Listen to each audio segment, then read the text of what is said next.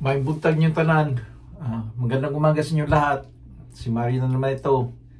Gumagawa na naman ako ng video tungkol sa Bitcoin.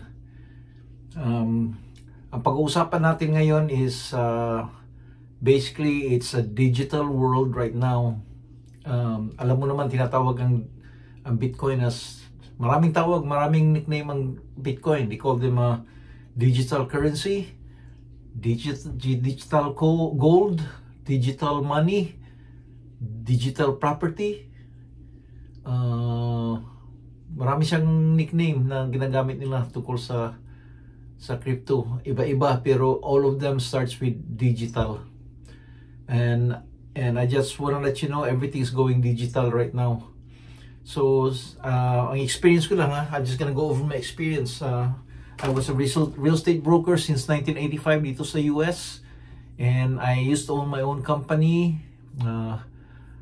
It was called Realty Plus, and then I sold it, and then nagtayo na naman ako another company called Argus Realty, and then I sold that one, and nagtayo na naman ako isang company, pangatlo, which is one-man team lang, which is me lang, and it's basically it's a small company. Kalimutan ko na yung pangalan. Let me get the name. I can't believe it. Stellar Group Northwest. So the first company binuksan ko was Dove Realty, and the second one is Argus Realty, and the third one is Stellar Group Realty. Let me tell you my experience, okay?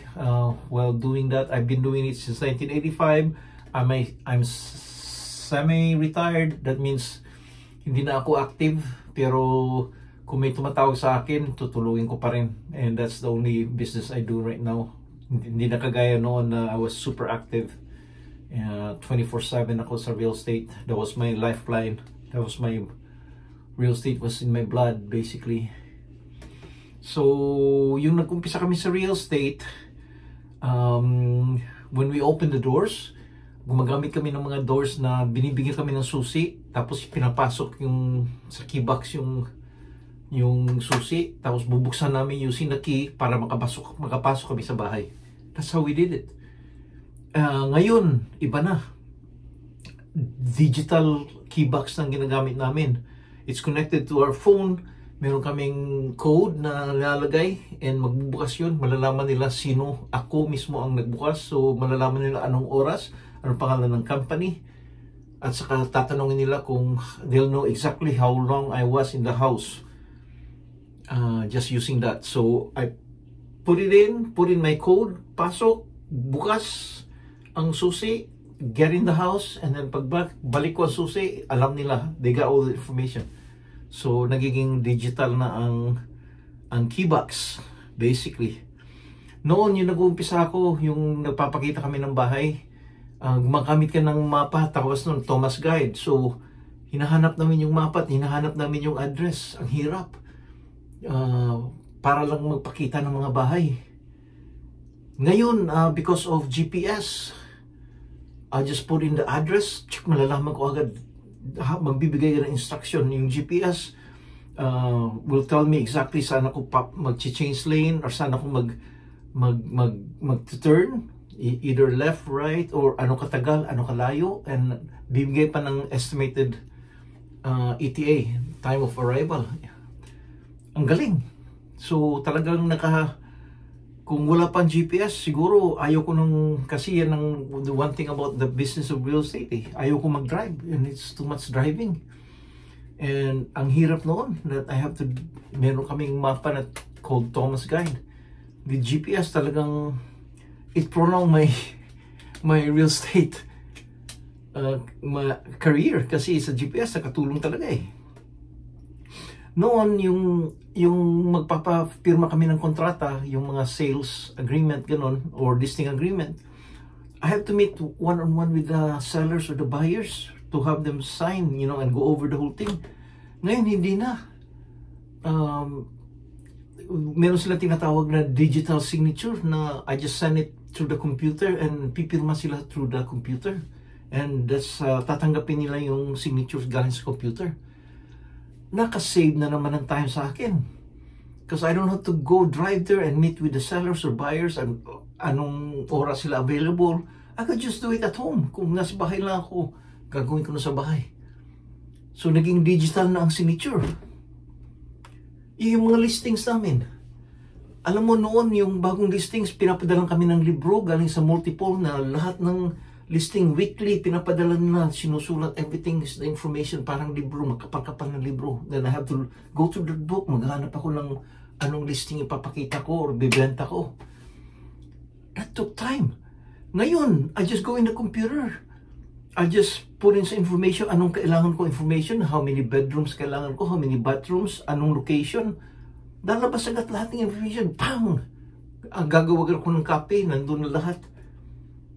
You know, so I don't even have to worry about it anymore. That saves me time.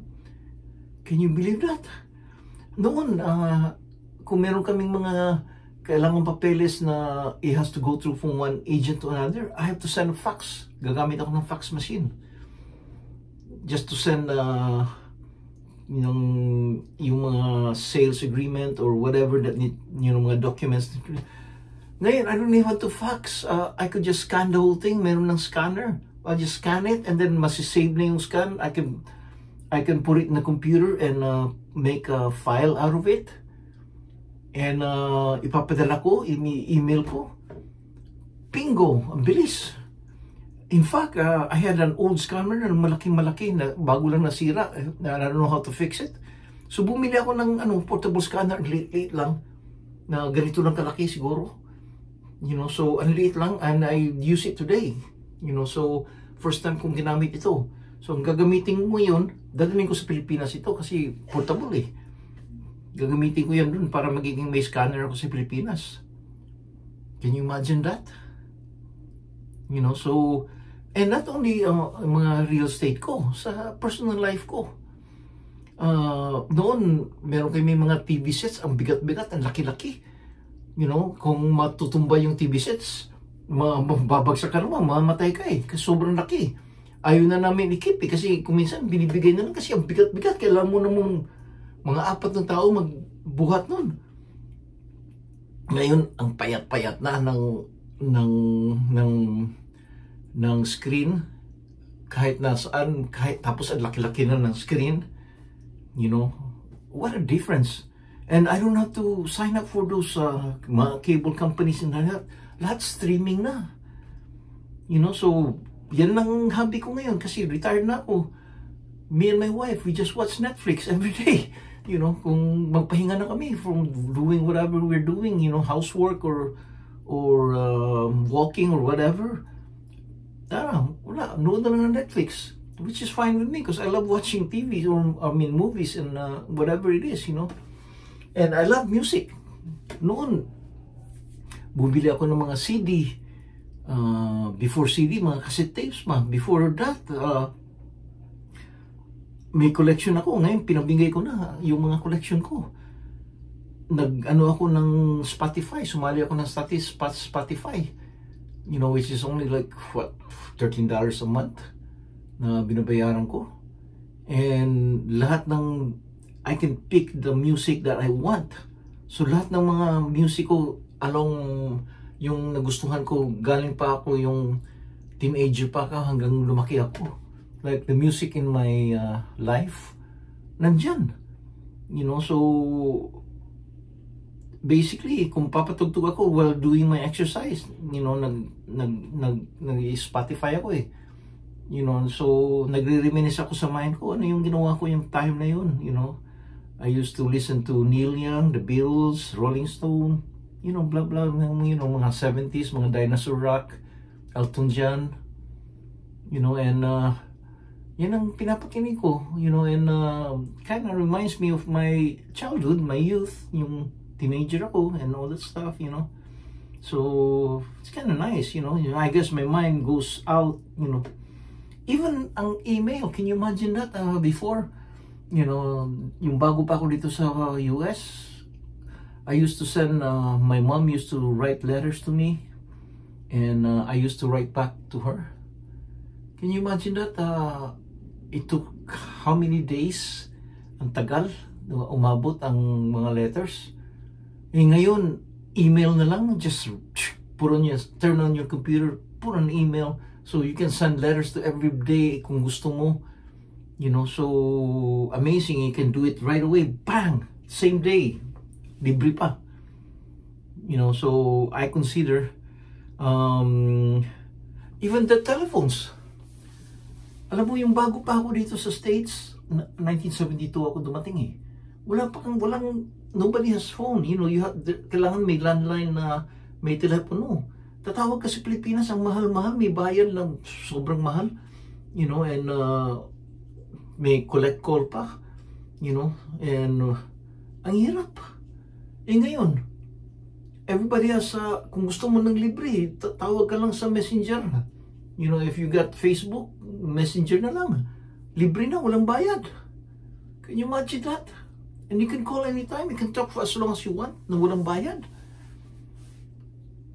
So, where am I heading? Itong digital world na nangyayari ngayon. That's basically anong nangyayari sa pera, sa currency, sa gold, sa digital gold na ngayon. And that's when Bitcoin comes in.